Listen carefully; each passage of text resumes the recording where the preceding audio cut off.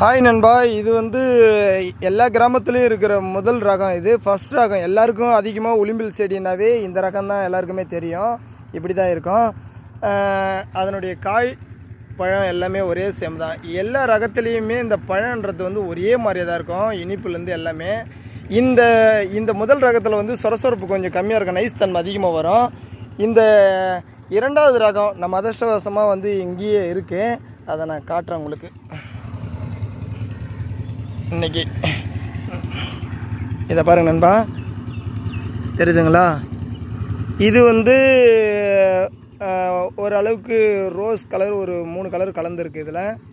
இதில் ஒன்லி வெள்ளை கலரு ஒரு இதுவாக இருக்கும். இதில் வித்தியாசங்கள் இது தான்.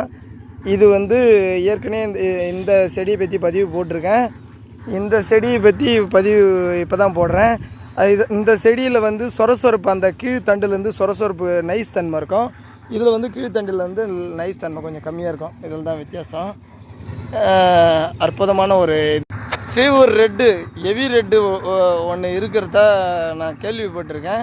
கண்டிப்பாக முடிஞ்ச அளவுக்கு அடுத்த பதிவில் அந்த ஃபீவர் ரெட்டு நான் பதிவில் போடுற மாதிரி பார்க்குறேன் நண்பா. புதுசாக பார்க்குற நண்பர்களை சப்ஸ்கிரைப் பண்ணிக்கங்க. கொஞ்சம் லைக் பிடிச்சிருந்தால் லைக் பண்ணுங்கள், ஷேர் பண்ணுங்கள். முதல்ல எடுத்த உடனே நான் ஆண் ரகம் தான் காட்டியிருந்தேன். அதை பற்றி நான் உங்கள்கிட்ட பதிவில் போட்டிருந்தேன். என்னுடைய வீடியோவில் இருக்குது, பார்த்துக்குங்க. உளிம்பில் செடியில் 4-5 ரகம் இருக்குதுன்னு ஒவ்வொன்றா பார்த்துட்டு வரேன், பதிவும் போட்டிருக்கேன்.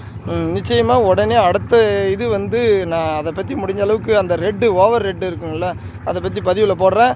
அதுவும் இல்லாமல் அடுத்தது விஷ்ணு கிரந்தி, ஃபஸ்ட்டு ரகம், இரண்டாவது ஆண் ரகம், பெண் ரகம் 2 இருக்குது. அதில் ஃபஸ்ட்டு ஒரு ரகம் போடுறேன்.